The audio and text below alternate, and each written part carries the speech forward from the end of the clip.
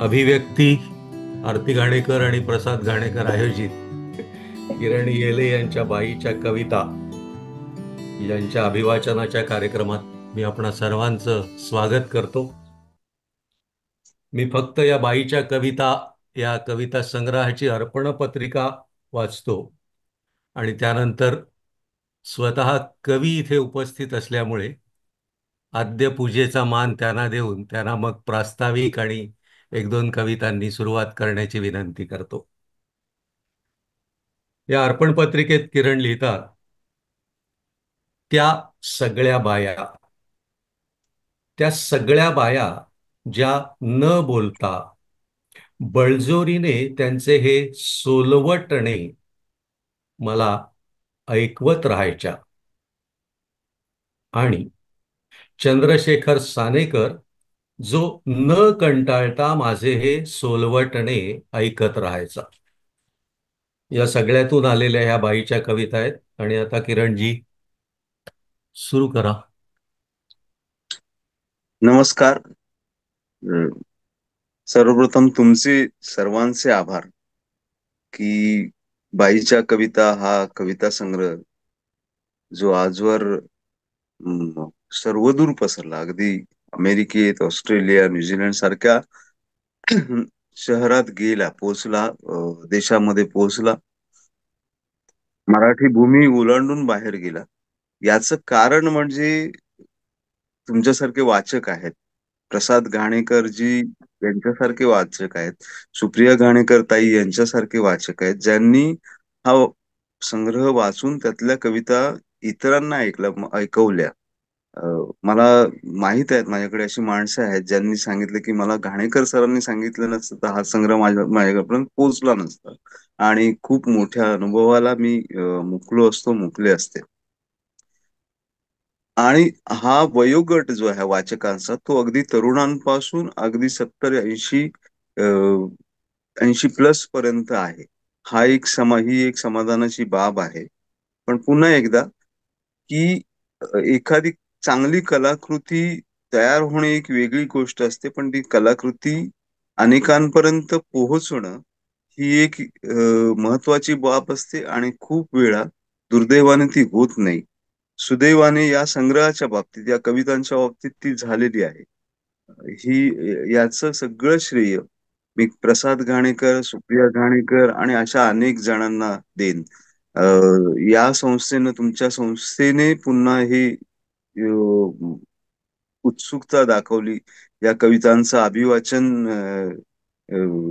करण्याची आणि ऐकण्याची उत्सुकता दाखवली. याबाबतही मी ऋणी आहे की पुन्हा म्हणजे 2010 सालानंतर आज 2024 14 वर्षानंतरही या कविता अजून सरत नाहीत, संपत नाहीत. ही लेखकाच्या कवीच्या दृष्टिकोनातून चांगली गोष्ट आहे, पण समाजाच्या दृष्टिकोनातून ती वाईट बाब आहे. या कविता लवकर सरोत आणि तुमचं प्रेम असंच मिळत राहो. या कवितांचं भाग्य असं आहे की प्रसाद घाणेकर यांच्यासारखे भरदार आवाजाचे आणि रंगभूमीची चांगली जाण असणारे कलाकार सादरीकरण करतायत. तुमच्या संस्थेतली अनेक माणसे सादरीकरण करतायत. त्यामुळे मला उत्सुकता आहे की या कविता वेगळ्या अंगाने, वेगळ्या दृष्टिकोनातून मला ऐकायला मिळतील आणि त्यातल्या कवितातला वेगळा गर्भित अर्थ पुन्हा मला समजेल. कारण कविता ही अशी असते की एक समोर आपण बसलोय, मध्ये एक गोष्ट आहे, समोरासमोर बसले असताना ती तुमच्या दृष्टिकोनातून दिसते आणि मला माझ्या दृष्टिकोनातून दिसते. या सगळ्यातून बाहेर पडण्याचा मी प्रयत्न करत होतो. या सगळ्या बाईपणाच्या जाणीवातून, स्त्री जाणीवांच्या अनुभवातून किंवा त्या जाणीवातून बाहेर पडण्याचा प्रयत्न करत होतो. कारण ते सगळं सहन करता करता खूप एक वेळ अशी आली की खूप मला खचून गेलो मी. डिप्रेशन आलं काही वेळा. आणि त्यावेळी लिहिलेली ही कविता आहे. मला आणखी एक समाधान वाटतं ना, मी तो कार्यक्रम करताना मला खूप जण असं म्हणाले की नाही ही ही परिस्थिती आता राहिली नाही. म्हणजे हे तुम्ही म्हणताय हे ठीक आहे, चांगले आहेत, पण ते पूर्वीचा काळ होता. पण आता अशी परिस्थिती नाहीये. पण आंतरप्रवाह जे समाजाचे सांगतात ते असे आहेत की ती परिस्थिती अजून अजून गडद झाली आहे, वरवर दिसत नाहीये. अ, म्हणजे अगदी मध्यमवर्गीय घरात घ्या, समाजात घ्या, अ, गावात तर खूपच आहे. पण एक असं मला असं वाटतं की म्हणजे आता ज्या काही केसेस घडल्या खुनाच्या वगैरे, की फक्त नकार दिला म्हणून खून होतो आणि फक्त खून होत नाही तर ते स्त्रीचे तुकडे तुकडे केले जातात. तिथपर्यंत राग संपत नाही त्या व्यक्तीचा. नकार दिला म्हणून, अहंकार दुखावला म्हणून ते तुकडे तुकडे करून ते शिजवले जातात, कुकरमध्ये शिजवले जातात. मग ते तरी पण राग संपत नाही, कुत्र्यांना घातले जातात. म्हणजे किती मानसिकता आपण पुरुषाची आणि समाजाची एका टोकाला गेलेली आहे याचा विचार आपण करू शकतो. आज अमेरिकेतल्या सघन देशामध्ये आणि सुसंस्कृत देशातल्या स्त्रियांना हा विषय अजूनही वाटतो की तिथे आहे काहीतरी, अजूनही आपल्या देशात आहे. तर हे सगळं आपण मला वाटतं बेटरमेंटसाठी चालू आहे, की माणूसपणाकडे प्रवास करण्यासाठी चालू आहे आणि त्यासाठी या कविता आहेत. त्यासाठी तुम्ही या कवितांचं वाचन करतायत, पोहोचवतायत त्याबद्दल आभार. आणि ही एक कविता वाचतो की बये बये महामाये बये महामाये सोड आता मला. बये सोड आता मला, खूप थकलोय लिहिताना तुला. बये सोड आता मला, खूप थकलोय लिहिताना तुला, तरी तू सापडत नाहीस. दिसतेस पण हाती लागत नाहीस. दिसतेस पण हाती लागत नाही. येते सांगतेस पण येत नाहीस. येते सांगतेस पण येत नाहीस. आलीस तरी थांग देत नाहीस. बये बये महामाये मला कळले. बये महामाये मला कळले, तू हत्ती आहे सांदळ्यांचा. तू व्यूह आहेस व्युत्पत्तीचा. तू ससा चंद्राचा. तू मृग कस्तुरीचा. कुठून आलीस कशी आलीस सांग मला बये. कुठून आलीस कशी आलीस सांग मला बये. का छळ मांडलायस माझा सांग तरी सये. उघड तुझा एकल डोळा. उघड तुझा एकल डोळा, कर माझा चोळा मोळा, आणि एक कृपा कर. मला तुझ्यातून मोकळं कर. सूड घे लाज थुंक माझ्यातून बाहेर पड. सूड घे लाज थुंक माझ्यातून बाहेर पड. काकणांचे शंख फूक, जाळ इतिहास अनघड. एकच असा हुंकार बोल. एकच असा हुंकार बोल, फुंकून टाक संहिता पोल. अमान्य कर ब्रह्मा अमान्य त्याची बरगडी. ईव आणि मादी इत्यादी आदी. सांग की तूच हो स्वतः हो ब्रह्माचा होतीस मणका. सांग की तूच स्वतः ब्रह्माचा होतीस मणका. डळमळू दे भूमंडळ असा पेटव एकच वणवा. कळतंय कळतंय की तूच जन्मा घातला जीव, तूच कसा मारशील. हीच तुझी वृत्ती सोड तरच तरशील. बये उठ गप्प बसू नकोस. बये उठ गप्प बसू नकोस. आतल्या आत कुडू नकोस. खूप त्रास होतो तुझ्या या घुमण्याचा. आतल्या आत घुसळत वर घागरी फुंकण्याचा. शंड केले सांड केलेस लावलेस अश्वकान. शंड केलेस सांड केलेस लावलेस अश्वकान. त्वचेखाली बीज पेरलेस लाजाळूचे रान. तरी नाही फिटत तुझी हौस कशी बये. तरी नाही फिटत तुझी हौस कशी बाई. कुठल्या अवलक्षणी क्षणी माझ्यात शिरले सये. किती लिहिले सरणार नाही कळले आता मला. किती लिहिले सरणार नाही कळले आता मला. खूप थकलोय सयेबये लिहिताना तुला. खूप थकलोय सयेबये लिहिताना तुला. धन्यवाद. बाईच्या कविता या कविता संग्रहातली ही शेवटची म्हणजे 47वी कविता होती. आणि किरणनी जरी किती अर्जव केली तरी तसं बाईंनी सोडलं नाही. बाईच्या कविता भाग 2 त्यांच्याकडनं त्या बाईंनीच लिहून घेतल्या. त्या अजून प्रकाशात यायच्या आहेत. त्याची काही झलक आम्ही या कार्यक्रमाच्या उत्तरार्धात त्यातल्या काही कविता आम्ही सादर करणार आहोत. मोहना त्यातल्या 3 कविता सादर करणार आहे. आता या कविता संग्रहातल्या पहिल्या 6 कविता मी सलग वाचतो. कसे सापडत गेलं असेल किरण यांना किंवा त्यांना काय काय दिसत राहिलं त्याचा थोडा अंदाज येईल. त्या कविता संग्रहाची एक ओळख आणि आगामी कविता संग्रहाची एक झलक असं या कार्यक्रमाचं स्वरूप आहे. आत अन बाहेर. आत अन बाहेर बाई म्हणजे गुंता. आत अन बाहेर बाई म्हणजे गुंता. कधी तिचा तिनंच केलेला, कधी दुसऱ्यांनी बनवलेला. तिचा तिलाच, तिचा तिलाच न सुटलेला, पुरुषाला न कळलेला. कविता दुसरी. तुम्ही तुम्ही कधी पाहिलंय का? तुम्ही कधी पाहिलंय की केस विंचरताना खूप एकाग्र असतात बायका? वा केस वा. विंचरताना खूप एकाग्र असतात बायका. केसातला गुंता टाळत, काळजीपूर्वक सोडवत, गप्प व विचारमग्न असतात बायका. गुंता गुंता कधी सुटतो सहज, कधी नाही. गुंता कधी सहज, कधी नाही. मग थकून त्या सरळ तोडतात तो फणीच्या फटकाऱ्यांनी. फेकतात कचरा पेटीत वा फणीतच विसरून जातात आपणच केलेले आपल्याच विचारांचं शिरकाण. क्या बात, क्या बात. मग केसांच्या तीन भागांची बांधतात सुबक वेणी, पिढीजात संस्कारानुसार. आणि वर पिनअप करतात शोभेची फुलं सुवासिक.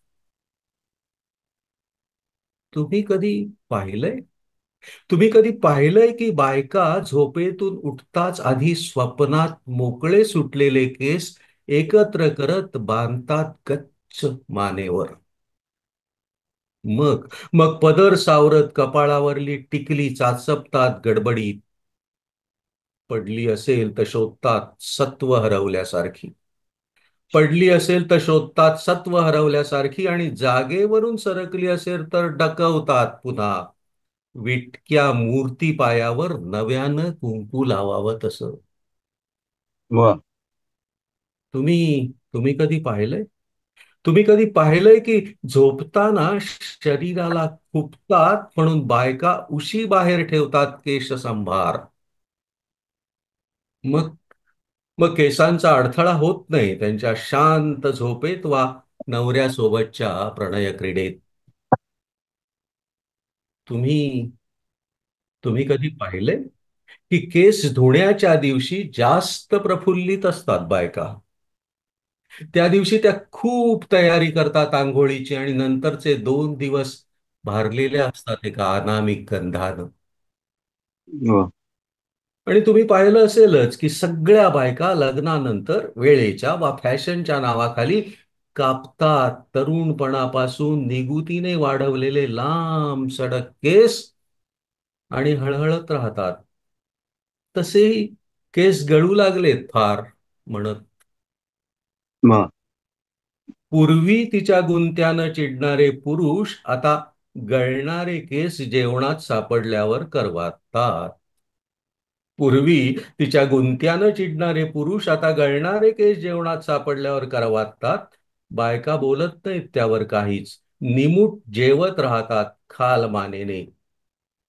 जेवण बनवतानाही त्या कुठे बोलत असतात काही?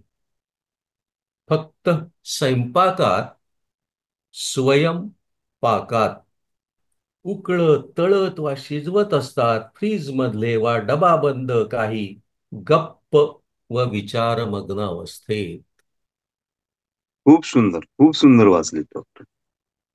मला लगेच हेमंत जोगळेकरांचा आशीर्वाद आलाय सुरुवातीलाच. तुमच्या परंपरेतला ज्येष्ठ कवी, ते सध्या अमेरिकेत आहेत. हेमंत अच्छा. बरं. हेमंत गोविंद जोगळेकर सर जोगळेकर आभार. म्हणूया. जोगळेकर सर धन्यवाद. तुमचा आशीर्वाद असो. कविता तिसरी. बाई दिवे लागणीला. बाई दिवे लागणीला देवापुढे दिवा उजळते. बाई दिवे लागणीला देवापुढे दिवा उजळते. हात जोडते आणि पुटपुटत ओठातला अंधार पोटात घेते. पोटात. वा. खूप सुंदर वाचताय सर. तुम्ही लिहिलंच आहे इतकं प्रभावी. आणि मोहना वाचेल तेव्हा तुम्हाला कळेल की काय प्रकारे रंगकर्मी वाचतात ते. हो, क्या बात. तो पिक्चर अभी बाकी है. हा. बाईला कशी कळेना, जाग येते सर्वांआधी पहाटे. बाईला कशी कळेना, जाग येते सर्वांआधी पहाटे. ती उठते, माझघरात जाते आणि चूल, स्टोव वा गॅस पेटवते प्रथम. मग सूर्य चढता चढता बनवत राहते काही आत. मग सूर्य चढता चढता बनवत राहते काही आत. आणि सूर्य माथ्यावर आला की वाढते सगळ्यांना. दुपारी सगळे झोपल्यावर झोपते बाई थोडी. दुपारी हम्म. सगळे झोपल्यावर झोपते बाई थोडी. तेव्हाही बाई जागी होते सर्वांआधी, माझघरात जाते आणि चूल, स्टोव वा गॅस पेटवते प्रथम. मग सूर्य बुडेपर्यंत बनवत राहते काही आत. आणि वाढते सगळ्यांना अंधारल्यावर. मी नेहमी दचकतो. मी नेहमी दचकतो. विचार आला की बाई नक्की काय पेटवत असेल आत आणि काय वा. वाढत असेल ताटात. वा. कविता पाचवी. प्रत्येक बाई वेगळी. प्रत्येक बाई वेगळी, छातीत अन पाठीत. ब्लाऊज शिवताना आई म्हणायची, सगळ्या बाया नाही शिवता येत एकाच मापात. प्रत्येक बाई वेगळी, छातीत अन पाठीत. ब्लाऊज शिवताना आई म्हणायची, सगळ्या बाया नाही शिवता येत एकाच मापात. त्यात त्यात शिलाई जरा उसवली गेली. त्यात शिलाई जरा उसवली गेली तरी शील उसवण्याचे भय नवऱ्याकडून वा बघणाऱ्याकडून. वा. वा. पान वा. कविता सहावी. एका अर्थे ही कविता, किरण, मला विंदांची कर कर करा त्या कवितेला आदरांजली सारखी पण वाटते. हम्म. हम्म. बाई माझघरात, बाई माझघरात कापते, चिरते, किसते, तळते, शिजवते, उकडते काही काही. हम्म. हम्म. बाई माझघरात कापते, चिरते, किसते, तळते, शिजवते, उकडते काही काही. वा. दिवसभर काम करत राहते, चाकू, सुरे, विळे, आग, वाफेसोबत अगदी बेसावत. दिवसभर काम करत राहते, चाकू, सुरे, विळे, आग, वाफेसोबत अगदी बेसावत. तिला एकही इजा होत नाही. तिला हम्म. एकही इजा होत नाही. सायंकाळी पुरुष घरी परतू लागतात. सायंकाळी पुरुष घरी परतू लागतात. ती सावध होते. तिला जखमा होऊ लागतात. बाई गर्भार राहते. बाई गर्भार राहते आणि मुलगी असेल, आणि मुलगी असेल तर आणि सुंदर दिसू लागते. वा. वा. सुंदर सांगितलं सर. सुंदर सर. पुंडलिकांची जी मोनालिसा तुम्हाला आठवत असेल कथा, तशा कितीतरी जवळ जात राहते. आणि हा माझा सगळ्याच पुरुषांचा हा अनुभव आहे. बहिणीची, बायकोची, आईची पर्स. हम्म. बाईच्या कातडी पर्समध्ये असतात खूप गोष्टी. क्या बात है. त्या कातडी शब्दासाठी तुम्हाला वंदना, किरण. हो. बाईच्या सो कातडी नंतर. पर्समध्ये असतात खूप गोष्टी. म्हणजे एक छोटं पाकिट, त्यात काही नोटा, काही सुटे पैसे, फणी, लिपस्टिक, छोटा आरसा, टिकल्यांचं पाकिट, सेफ्टी पिना, rubber band, hair clip, pen, वाण सामानाची यादी, दागिन्यांच्या पावत्या, भिशीच्या पावत्या, फोनची डायरी, संतोषी माता स्तोत्र, हनुमान चालिसा, कुठल्याच्या बाबाचा फोटो, नवऱ्याचा photo, Saridon, railway pass, credit card, mobile, लिमलेट वा कसलं तरी चूर्ण, पाण्याची छोटी बाटली, सॅनिटरी नॅपकिन्स, सायकॅट्रिस्टचं व्हिजिटिंग कार्ड. सगळं महत्वाचं, बिनमहत्वाचं. फक्त एक ओळखपत्र सोडून स्वतःच्या माहेरच्या नावाचं. या संग्रहातली ही 14वी कविता. बाई अन माती. बाई अन माती दोघीही सारख्याच, दोघीही स्त्रैण, जशा आदिम प्रकृतीच. बाई पहिल्या दिवसापासूनच पोटात घेऊ लागते पुरुषाच्या सगळ्या चुका. बाई पहिल्या दिवसापासूनच पोटात घेऊ लागते पुरुषाच्या सगळ्या चुका. प्रेम, शृंगार, विकृती आणि माती. दोघीही उगवत राहतात, भूक भागवत राहतात, फेकलेल्या प्लास्टिक थैल्या पोटात लपवत राहतात. दोघींचही हिरवेपण त्यांना जपणाऱ्यांवर अवलंबून. दोघींचही हिरवेपण त्यांना जपणाऱ्यांवर अवलंबून.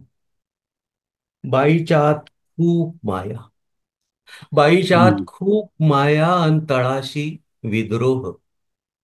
बाईच्या आत खूप माया अन तळाशी विद्रोह. मातीच्या आत ओल अन तळाशी लाभा. वा. वा. दोघीही अनाकलनीय त्यांच्या त्यांच्या. दोघीही अनाकलनीय त्यांच्या त्यांना न कसणाऱ्यालाही. बाई अन माती. बाई अन माती दोघीही धरून आहेत जमीन, तोवर लाख मोल. बाई अन हम्म. माती दोघीही धरून आहेत जमीन, तोवर लाख मोल. सुटून हाती येण्या इतक्या मोकळ्या झाल्या की कवडी बोल. दोघींनाही जीव लावावा लागतो खूप. दोघींनाही जीव लावावा लागतो खूप. करावी लागते माया, तणकट काढण्यापासून मशागतीपर्यंत. हम्म. पावसाअभावी ओल हरवली की तडे जाऊ लागतात जमिनीला. पावसाअभावी ओल हरवली की तडे जाऊ लागतात जमिनीला. फुफाट्यात माती सुटू लागते जमिनीपासून, अनबाई संसारापासून. आणि वा. दोघीतही महत्वाचं समान सूत्र हे. आणि दोघीतही महत्वाचं समान सूत्र हे, की एखादं माणूस वा घर. एखादं माणूस वा घर सावरायचं की देशोधडीला लावायचं, हे फक्त दोघींच्याच हाती. हे फक्त दोघींच्याच हाती. सुंदर वाचताय सर. आहे, लोक ऐकतायत फार मनापासून. ही पुन्हा आणखी एक केवळ 6 शब्दांची कविता. बाई नख वाढवते आणि आयुष्यभर रंगवत राहते. हम्म.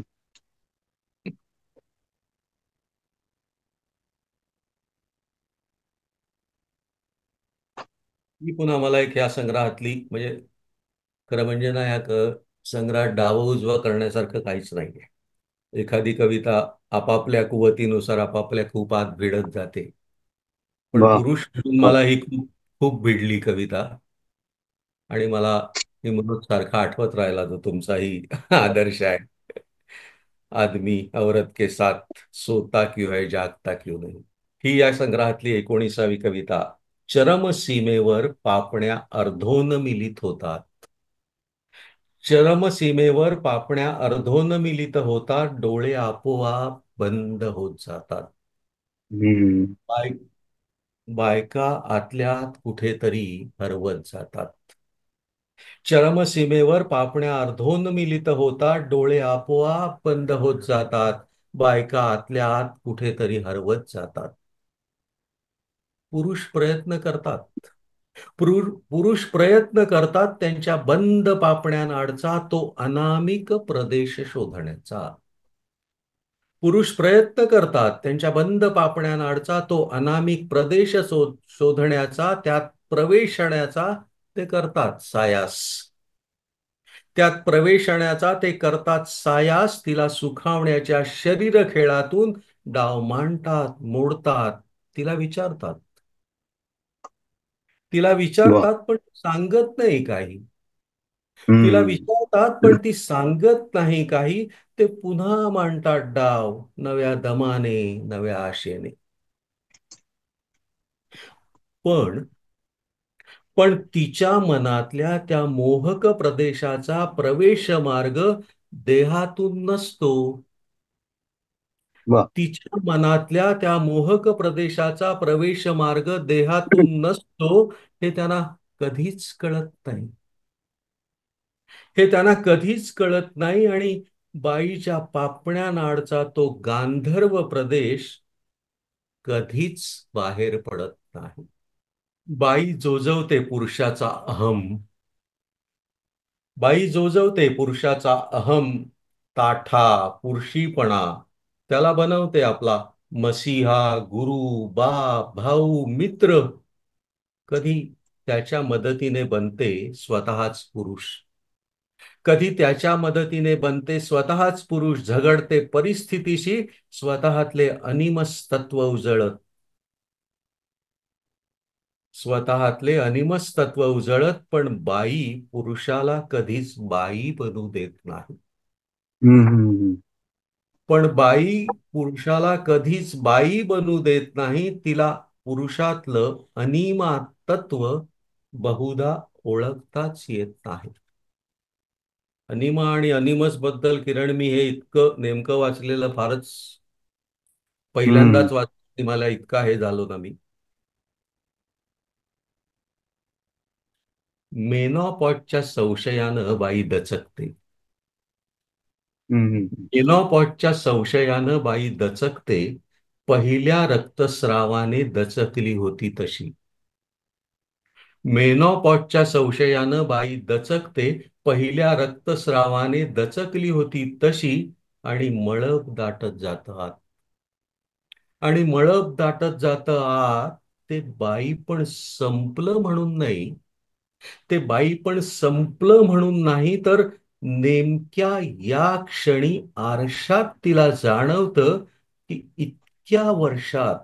इतक्या वर्षात आपल्याला वाहता आलंच नाही कधी आवडलेल्या एकाही दिशेने. आपण आतच वाहत राहिलो अशुद्ध रक्तासारखी. आपण आतच वाहत राहिलो अशुद्ध रक्तासारखे. व्हिस्परमध्ये वा, मैत्रिणीत वा, स्वतःच्याच नितळ मांड्यांवर. हम्म, कुणाच्याही नियंत्रणाशिवायची एवढीच एक ओल शिल्लक राहिली होती. हम्म, कुणाच्याही नियंत्रणाशिवायची एवढीच एक ओल शिल्लक राहिली होती. आताशा तिलाही दूषणं देतच जगलो इतप्पर. शहाळ सुरकुततानाही शरीरासकट मन कळेल त्याला कधीतरी, ही आशा अजून ओलीच आहे आत. शा हम्म. शरीरासकट मन कळेल त्याला कधीतरी, ही आशा अजून ओलीच आहे आत. मग मग अजूनही त्याच्यात रुजेल एखादा हळवा क्षण, आणि आपण बनू अस्सल बाई. या दुर्दम्य आशेनं ती उठते आणि कपाटात संपत चाललेले सॅनिटरी नॅपकिन शोधू लागते. तुम्हाला सुरमई माहित आहे का? सिंधुदुर्गात हा प्रश्न विचारला तर लोक हसतील आणि सगळेच मास. तुम्हाला सुरमई माहित आहे का? बरोबर. चवदार रसरशीत सुरमई कुणाला माहित नाही? पण तुम्ही आणखी काही सांगू शकाल सुरमई विषयी? अरे, तुम्हाला तर सगळंच माहित आहे की. तिची चमचमती त्वचा, तिचं फार काटेरी नसणं, तिचं ताजेपण ओळखण्याची कला, तिची महागलेली किंमत, सगळंच. आता आणखी विचारलं तर तुम्ही सांगालही तिला काय केलं म्हणजे ती जास्त चवदार होते ते.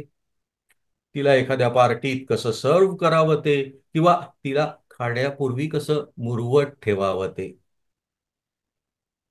पण पण म्हणून तुम्हाला सुरमईविषयी सगळंच माहीत आहे असं तुम्हाला वाटत असेल तर ते चूक आहे.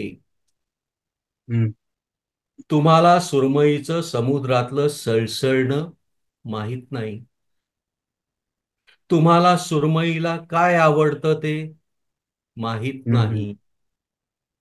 तुम्हाला सुरमई आतल्या आत काय विचार करत असते ते माहीत नाही. आणि जाळ्यात सापडल्यावर सुरमईची होणारी उलघाल तर तुम्हाला नक्कीच माहीत नाही. एक सांगतो, एक सांगतो, रागावू नका. रागावू नका. तुम्हाला खरं तर सुरमईची फक्त चव माहीत आहे, सुरमई नाही. हम्म. आणि जे सुरमईच्या बाबतीत, जे सुरमईच्या बाबतीत तेच, तेच, अगदी तेच बाईच्याही. हम्म.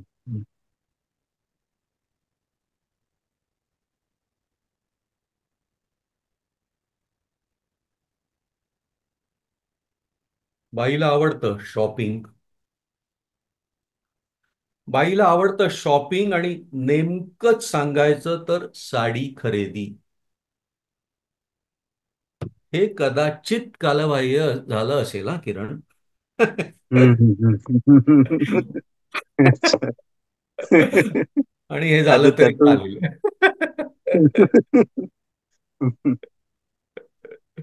बाईला आवडतं शॉपिंग आणि नेमकंच सांगायचं तर साडी खरेदी, कारण तेवढंच एक निवड स्वातंत्र्य असतं तिला वयात आल्यापासून. ती खूप वेळ काढत राहते साड्या, पाहत राहते रंग, पोत, नक्षी, काठ, किनार. स्पर्शानं अंदाजत राहते तलमपणा. वा वा. स्पर्शानं अंदाजत राहते तलमपणा आणि हरवते त्यात. जरा सापडला की हं, तुम्हाला हम्म. तुम्हाला कधी लक्षात आलंय का? तुम्हाला कधी लक्षात आलंय का की बाई खरं तर तिच्या आतले तिच्या आतले रंग, नक्षी, कशिदे आणि तलमपणा शोधत असते साडीत, जे तिला क्वचितच सापडतात आयुष्यात. हम्म. म्हणूनच मग बाई आयुष्यभर रेखत राहते तिच्या आतले रंग, नक्षी, कशिदे आणि तलमपणा. अंगणातल्या रांगोळीत, तळहातावरल्या मेहंदीत, खिडक्यांच्या पडद्यांवर, टेबल क्लॉथवर आणि कधी कधी थेट नवऱ्याच्या रुमालावर. हम्म. बाईच्या आत, बाईच्या आत असे कोणते रंग, नक्षी आणि कशिदे असतात रेखलेले, हे कुणालाच कळत नाही. बाईच्या आत असे कोणते रंग, नक्षी आणि कशिदे असतात रेखलेले, हे कुणालाच कळत नाही शेवटपर्यंत, अगदी तिलाही. वा वा. आता ह्याच्यात एक लिफ्ट या मालिकेतल्या 3 कविता आहेत, त्या वाचतो. मग त्या आगामी बाईच्या कविता भाग 2 आहेत, त्याच्यातल्या 3 कविता मोहना वाचणार आहे. आणि मग सगळ्या लोकांची सहनशक्ती, संयम सगळं टिकलं. एकाग्रता. तर आणखी एक 4-5 वाचू आणि मग थांब. लिफ्ट. हे फार आवडलेलं आहे मला. लिफ्ट प्रकरण. लिफ्ट येते, दरवाजा उघडतो. लिफ्ट येते, दरवाजा उघडतो. आत आधीच एक पुरुष तिच्याच येण्याची वाट पाहत असल्यासारखा उभा. किरण उत्तम नाटककार आहेत ते, काय त्याचे काही झलक तुम्हाला ह्या सगळ्या कवितातून सापडेल. लिफ्ट येते, दरवाजा उघडतो. आत आधीच एक पुरुष तिच्याच येण्याची वाट पाहत असल्यासारखा उभा. बाई आत शिरते. तिला जायचं असलेल्या मजल्याचं बटण दाबते. दार बंद होतं आणि लिफ्टचा प्रवास सुरू होतो. तुमच्या तुमच्या लक्षात येतंय का? इथपर्यंत सगळं अगदी तुमच्या विवाह संस्थेसारखंच चाललेलं असतं. दोघेही अनोळखी असतात. दोघांनाही लिफ्टची गरज असते. दोघंही एकाच दिशेने प्रवास करणाऱ्या लिफ्टमध्ये शिरलेले असतात. दोघांच्याही मनात आपल्याला कोणत्या मजल्यावर जायचं याचे आडाखे असतात. सगळं अगदी तसंच.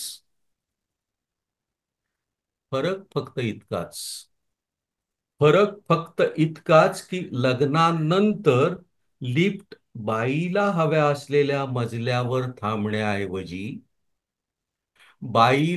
असलेल्या मजल्यावर थांबण्याऐवजी पुरुषाला हव्या असलेल्या मजल्यावर थांबण्याची शक्यताच अधिक.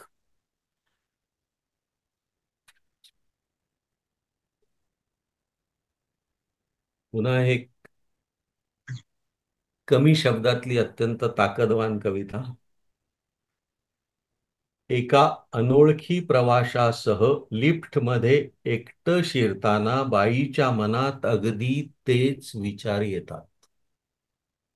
एका अनोळखी प्रवाशासह लिफ्टमध्ये एकटं शिरताना बाईच्या मनात अगदी तेच विचार येतात जे एका अनोळखी पुरुषाबरोबर लग्नवेदीवर उभं राहताना.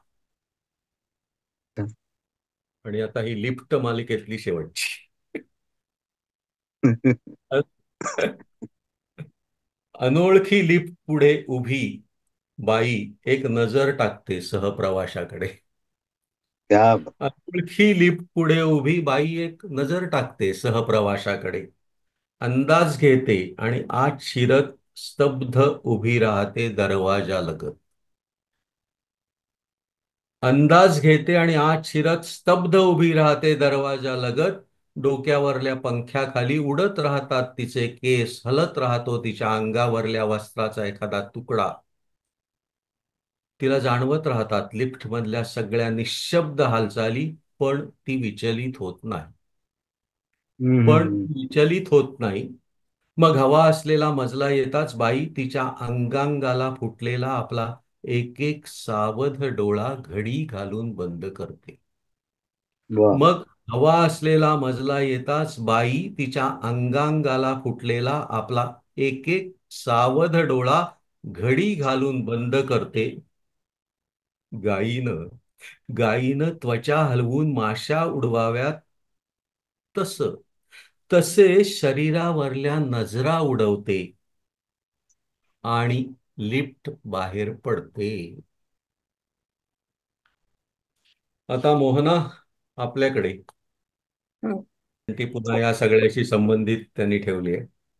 बाईची ग काया, बाईची ग हं. काया, जसा अत्तराचा फाया, किती लपवला तरी गंध जातो लुचकाया. वा वा बाईची ग काया, जसा अत्तराचा फाया, कापसात वोथंबून भिजलेली जशी माया. वा बाईची ग काया, जसा अत्तराचा फाया, झाली इवलीशी चूक, उभा जन्म गेला वाया. वा बाईची ग काया, जसा अत्तराचा फाया, उडोनिया जाता गंध, कोपऱ्यात जातो फाया. हं.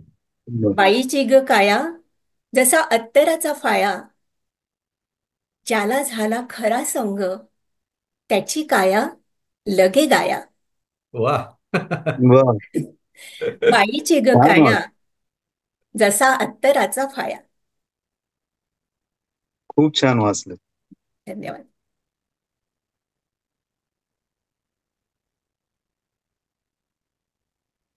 लाट पोरी लाट, आता नवी पोळी लाट.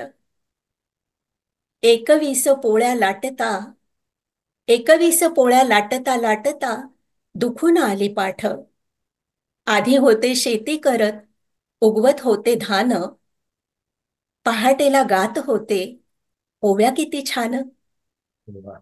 बाहेर अंगण सारवताना, आत वाजायची खाट. धावायची उतू नये म्हणून भरलेला काठ. लाट पोरी लाट, आता वेडा वाकड्या चौकोनी लाट.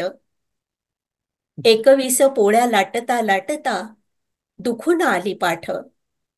वा कणिक तिंबून मळून केला गोळा मऊशार. अलगत ठेवता जाळावर, पोळी फुगली फार. त्यावर टाकले थेंब तुपाचे, मोजून 108. उतरत नाही पोळी तोवर, पुढेच येतंय ताट. लाट पोरी लाट, आता षटकोणी लाट. हं. एकवीस पोळ्या लाटता लाटता दुखून आली पाठ. पोट झालं इतकं मोठं, भागत नाही भूक. वाटून वाटून संपलं मेल, उरलंच नाही सुख. हं. तुला शिकवलं, बाहेर पाठवलं, मोकळी केली वाट. लाट पोरी लाट, आता हवे तसे लाट. एकवीस पोळ्या लाटता लाटता दुखून आली पाठ. वा वा, खूप छान. हा 21 आकडा मला फार आवडला किरण. हो. ना तुम्हाला तो विशेषतः कळतंय, ते वाचताना कळतंय मला ते. चौकोन षटकोन आणि वाट- पुढे येत आहेत ते. हो. सूर्यदेवाचं ग घर, बाई डोंगराच्या वर. बाई डोंगराच्या वर, परी दरी हम्म. खोऱ्यामधी अंधाराचाच वावर. सूर्यदेवाच्या ग घरी, बाई उजेड उजेड, त्याचं करता करता लागे रातीला ग येड. सूर्यदेवाचं ग मुख, बाई प्रकाशाचं सुख. वा. त्याच्या पाठी राही रात, तिथं कुणाला अपरूप. सूर्यदेवाची बायको, भाडी उन्हाचं ग लेणं. रात राणी तिचं नाव, काळवंडे तिचं जीन. हं. सूर्यदेवाची ग बाई, पूजा करी सारी दुनिया. परी आरामाची झोप, ही रातीची ग किमया.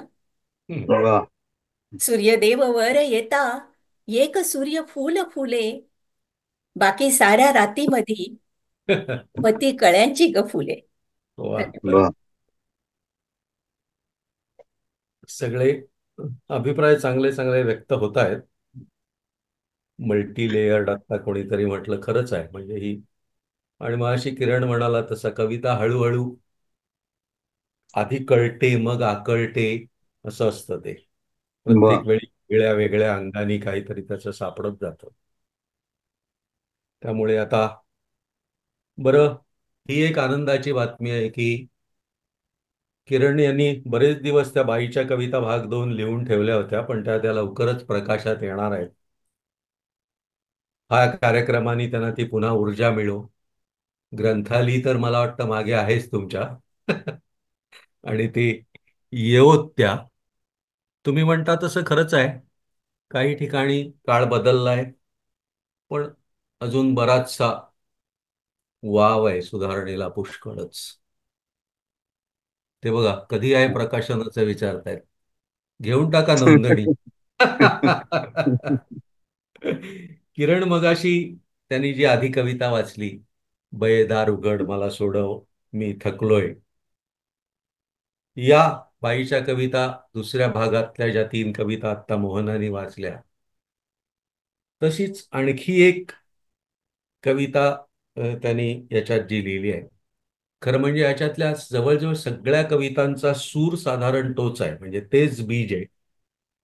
मी केवळ निमित्त आहे आणि बाईंनी स्वतःची गोष्ट सांगावी असा किरण यांचा आग्रह आहे. ते व्यक्त करणारी ही कविता वाचतो आणि आत्ताचं आपलं हे म्हणजे कविता वाचन संपवतो, मग आपल्याला किरणशी गप्पा मारता येतील. बाई बाई गोष्ट सांग, बाई बाई गोष्ट सांग, कोंबडा बघ देतोय बांग. बाई बाई गोष्ट सांग, कोंबडा बघ देतोय बांग. गोष्ट नको तारुण्याची, 7 जन्माच्या वारुणीची. गोष्ट नको सावित्र्यांची, बळजोरीच्या पावित्र्याची. वा. गोष्ट सांग बाई, गोष्ट सांग बाई, पंखांची, कापलेल्या नखांची, रांगोळ्यातल्या रंगांची, झुळझुळत्या गाण्यांची. कशी द्याला पंख लाव, आकाशात उडवून दे. गाण्यांची तू बोट बनव, लाटांवर चढवून दे. रांगत रांगत चालणं सोडून दे ग बाई. रांगत वा. रांगत चालणं सोडून दे ग बाई. भेटेल त्याला सांगणं सोडून दे ग बाई. रांगायचं, रांगायचं तर स्वतः पुढे रांग, सांगायचं तर स्वतःला सांग. बाई बाई गोष्ट सांग, बाई बाई गोष्ट सांग, वेळ जाण्याआधी सांग, कोंबडा बघ देतोय बांग. बाई बाई गोष्ट सांग. गोष्ट नको साड्यांची माहेरच्या वाड्यांची, गोष्ट नको रडण्याची आत आत कुडण्याची, गोष्ट सांग घडण्याची एकटीने लढण्याची. मौन धरलंस इतकी वर्ष, मौन धरलंस इतकी वर्ष, आवाजात आलाय जाळ. मौन धरलंस इतकी वर्ष, आवाजात आलाय जाळ. उच्चारशील जो पहिला शब्द, तोच असेल त्यांचा काळ.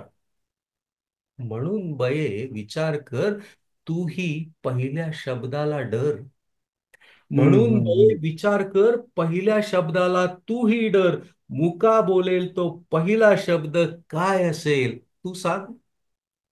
मुका हम्म, बोलेल तो पहिला शब्द काय असेल तू सांग. आंधळा बघेल ते पहिले दृश्य काय असेल तू सांग. हम्म, आड जिभेने खूप बोललीस, आड जिभेने खूप बोललीस, आता पडजीभ बाहेर काढ. आजचे कुचत पडलंय ते सगळ्या ताटात वाढ. एकच अशी टाक ढांग, एकच अशी टाक ढांग, लांघून जाईल कल्लोळ डांग. बाई बाई गोष्ट सांग, बाई बाई गोष्ट सांग, कोंबडा बघ देतोय बांग. बाई बाई गोष्ट सांग, वेळ जाण्याआधी सांग, वेळ जाण्याआधी सांग. नमस्कार. हा का?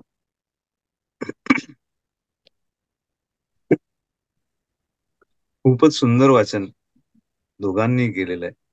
माझ्या कविता मला नव्याने कळलेल्या आहेत.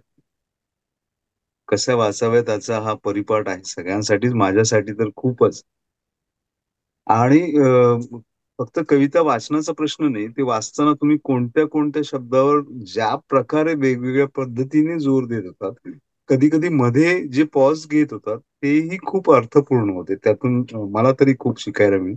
इतकं माझं कौतुक होतंय म्हणून सांगतो की याचं बरंच श्रेय माझे कणकवलीत एक स्नेही होते, डॉक्टर विद्याधर करंदीकर, हम्म, हम्म. कवी, दंतवैद्य. त्यांनी पहिल्यांदा आधी मला सांगितलं की घाणेकर तुम्हाला वाचता येईल, आणि हो. वा. वाचता आलं की असं तुमचं आहे तुमच्याकडे, म्हणजे ते आपल्याला कल्पना नसते. आणि त्यांनी मला हम्म. थेट विंदांच्या एका स्वच्छंद म्हणून कार्यक्रमात संधी दिली होती. मग वा. मला हळूहळू वा ते वा. सापडलं, म्हणजे कविता काय वाचावं, कशी वाचावी. त्यामुळे त्या आद्यगुरूला त्यातल्या त्यात वंदन करतो. चला हो आता ना. बाकीच्या किरणशी बोला, माझं फार झालं. मला तरी एक प्रश्न आहे की हो. तुम्ही हा. इतक्या स्त्रीचं विविध टप्प्यातलं अंतरंग प्रत्येक कवितेतून दिसतंय आम्हाला. तर म्हणजे त्यासाठी तुम्हाला काही वेगळे प्रयत्न करायला लागले की जे दिसत होतं ते तुम्हाला शब्दात मांडावंसं वाटत होतं? नाही, मला वाटतं आता या ज्या कविता तुम्हाला आवडत आहेत, याचा अर्थ तुम्हालाही ते दिसतंय. फक्त तुम्ही आणि आणि प्रत्येकात मी म्हटलं की मी काही कवी वगैरे असं नाहीये. म्हणजे मी सगळं आणि सगळ्यामध्येच एक लेखक, कवी, खेळाडू, आर्टिस्ट सगळेच असतो. आपण फक्त ते एक कुठल्या क्षणी बाहेर येईल ना, तो पॉइंट असतो. तर तसं या कविता तुम्हाला वाटतायत, आवडतायत, तुमच्या वाटतायत, तुम्हाला याचा अर्थ तुम्हालाही ते जाणवलंय, तुम्हाला दिसतंय फक्त. मला तरी एक प्रश्न आहे की हो. तुम्ही हा. इतक्या स्त्रीचं विविध टप्प्यातलं अंतरंग प्रत्येक कवितेतून दिसतंय आम्हाला. तर म्हणजे त्यासाठी तुम्हाला काही वेगळे प्रयत्न करायला लागले की जे दिसत होतं ते तुम्हाला शब्दात मांडावंसं वाटत होतं? नाही, मला वाटतं आता या ज्या कविता तुम्हाला आवडत आहेत, याचा अर्थ तुम्हालाही ते दिसतंय. फक्त तुम्ही आणि प्रत्येकात मी म्हटलं की मी काही कवी वगैरे असं नाहीये. म्हणजे मी सगळं आणि सगळ्यामध्येच एक लेखक, कवी, खेळाडू, आर्टिस्ट सगळेच असतो. आपण फक्त ते एक कुठल्या क्षणी बाहेर येईल ना, तो पॉइंट असतो. तर तसं या कविता तुम्हाला वाटतायत, आवडतायत, तुमच्या वाटतायत, तुम्हाला याचा अर्थ तुम्हालाही ते जाणवलंय, तुम्हाला दिसतंय. फक्त तुम्हाला ते वरचं कव्हर काढता आलं नाही. ते मी काढलं इतकंच आहे. आता हा प्रश्न की हे तुम्हाला कसं कळलं किंवा तुम्ही तो म्हणताय तसं, की हे सगळं रेकॉर्डिंग आपण करत असतो. आपण चालता बोलता आहात कुठेतरी, आणि हे कितीतरी काळात माझ्याकडे रेकॉर्डिंग होत असेल आणि एका क्षणी काहीतरी घडलं आणि मला पहिली कविता सुचली. मला वाटलं संपलं आता, म्हणजे ही बाईची कविता एक सुचली आणि ते संपलं. पण नंतर त्या सलग येत गेल्या आणि त्या त्या फेज मध्ये मग नवीन मी पाहत गेलो आणखी, हा आणखी काय असेल, बाई काय विचार करत असेल. हं, मग हळूहळू मी त्या कविता संग्रहात म्हटलंय तसं ते हळूहळू मला वाटलं की माझं ट्रान्सफॉर्मेशन होतंय की काय, मी त्या अनुषंगाने बाई काय विचार करत असेल तसा विचार करू लागलो, बाई कशी वागत असेल तसं वागू लागलो, कशी चालत असेल, कशी बोलत असेल, हे म्हणजे घरातही मी करून बघितलेलं कोणी नसतं.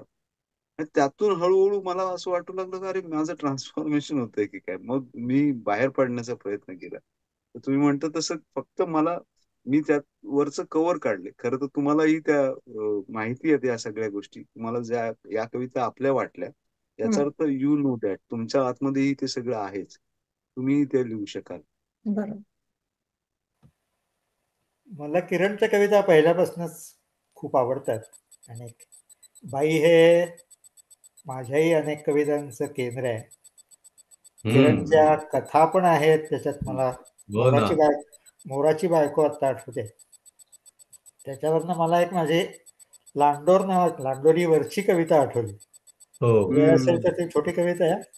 हो, वेळ असेल ऐकवा तर ती ऐकवा. तुमचा व्हिडिओ वाचून ऑन झालाय, फक्त तो हे जरा ऑन झालं. ऍडजस्ट करा कॅमेरा, थोडंसं टिल्ट करावं लागेल. थोडस वर बघा करा. बघा आता. हा, दिसतंय आता, दिसतंय. हा, हम्म. तर ही कविता सुद्धा स्त्री आणि पुरुष याच्यातला फरक दाखवणारी आहे. पण कवितेचं नाव आहे बिचारा मोर. हम्म. लांडोरी, आता त्याचा संदर्भ पुन्हा सावित्रीशी आहे. हो, पण ऐका. कुशली गेली. लांडोरीने मोर पाहिला, तो तिला हवा झाला. ती हम्म. म्हणाली आपण याला घरी नेऊ. स्त्री हो. म्हणाली आपल्या घरी कसं नेणार, दाणा गोटा कुठून देणार. मोर हम्म. म्हणाला दाणा गोटा मला नको, मी आपला हम्म. जंगलात राहीन, रात्री येईन नाचून जाईन. वा वा. मी येण्यापूर्वी लांडोरीनं नाचलं पाहिजे. हम्म. तयार झाली, सारखी नाचू लागली. हम्म. नाचण्यासाठी आपली आपण आनंदी राहू लागली. मोर हम्म. आला नाही आला कशाशीच तिला आता देणं घेणं राहिलं नाही. वा. मग मोर मग मोर दुःखी झाला, रडू लागला. हम्म. क्या बात. आता रडून काय उपयोग, लांडोरीला मोर हवा तर होता येतं मोर. हम्म. लांडोरीला मोर हवा तर होता येतं मोर. वा. मोराला थोडंच होता येणार आहे लांडोर. क्या बात. वा बिचारा वा. मोर. वा वा वा. खूपच छान.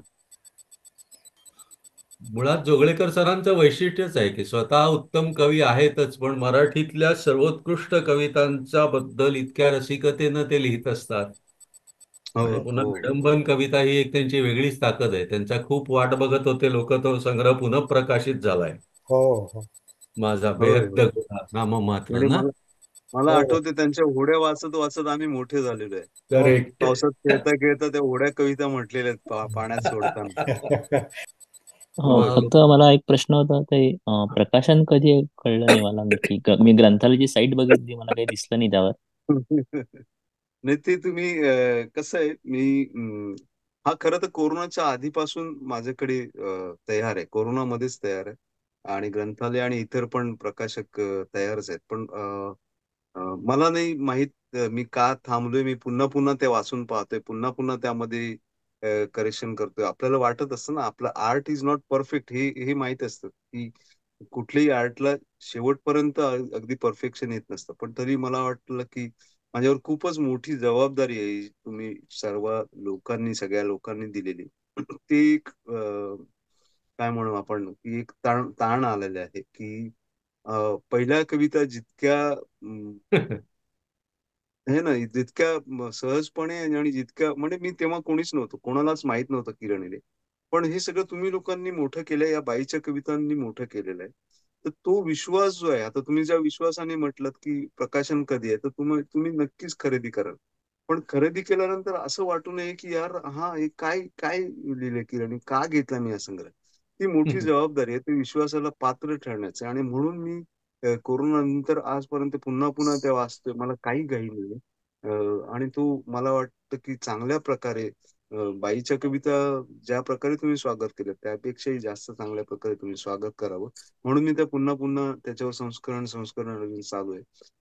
हा फॉर्म तुमच्या लक्षात आला असेल. हा फॉर्म विषय तोच आहे पण तो ओव्यांचा फॉर्म आहे.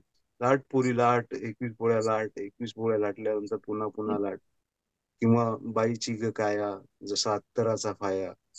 तो जे ह्या ओव्यांचा फॉर्म मधल्या आहेत आणि काही मुक्त छंदातल्या पण आहेत. तर होईल लवकरच प्रकाशित होईल आणि म्हणूनच मी इतकी वर्ष थांबल्यानंतर आता प्रसाद दोनच माणसांकडे हे मी दिलेलं आहे. एक प्रसाद घाणेकर आहेत आणि एक रिद्धी म्हात्रे जी पुढारी न्यूज मध्ये आहे. आता जी जी 24 तासवर आधी होती. आता पुढारी न्यूज मध्ये वृत्त निवेदिका म्हणून काम होते. 9 दिवस 9 कविता असा एक दर नवरात्रीमध्ये कार्यक्रम करत असते. खूपच मोठे फॉलोअर्स आहेत, चांगले फॉलोअर्स आहेत तिच्या. ती यावर्षी या सलग 9 कविता बाईच्या कविता वाचणार आहे. प्रत्येक वर्षी वेगवेगळ्या कविता वाचत असते ती. या वर्षी तिने ठरवलं की मी फक्त बाईच्या कविता या 9 दिवस वाचणार आहे. त्या परमिशन घेण्यासाठी तिने फोन केला. तेव्हा मी म्हटलं की इतका विश्वास तुझा माझ्यावर असेल, बाईच्या कवितांवर असेल, तर माझी जबाबदारी आहे की या नव्या कविता येईल तुला सोपवाव्यात आणि त्यातले तुला जे वाटत असेल तर तू ठरव. तर होईल पुन्हा प्रकाशन. असेच सोबत राहा, पाठीशी प्रेम करत राहा माझ्यावर. नक्की सर. आणि लोकांच्या खात्री आहे की दुसरा संग्रह जेव्हा येईल तेव्हा तो पहिल्या संग्रहापेक्षा अधिक प्रभावशाली ठरेल याची नक्की खात्री आहे. त्याची झलक आम्हाला आता बघायला मिळाली आणि त्याच्या प्रतीक्षेत राहू आम्ही. धन्यवाद. याच्यावर किरण, तुमचे काय मी आभार मानत नाही. आपण परवा भेटणारच आहे. Yes sir. बाकी येस सर. सगळ्यांचे आभार मानतो जे भारतातल्या लोकांचे विशेष, कारण ही फारशी सोयीची वेळ नाही सकाळी 7 ही, आणि सोमवारी सकाळी तर नाहीच आणि बाईला तर नाहीच नाही. तरीही सगळ्या सहभागी झाल्या त्याबद्दल आभार. जोगळेकर सर, छान वाटलं. हो, मलाही. मी चालेल. ठीक, चला. पुन्हा ओके. एकदा आभार धन्यवाद. सगळ्यांचे. सगळ्यांचे आभार शुभरात्री. पुन्हा एकदा. दिवस छान जाओ. धन्यवाद.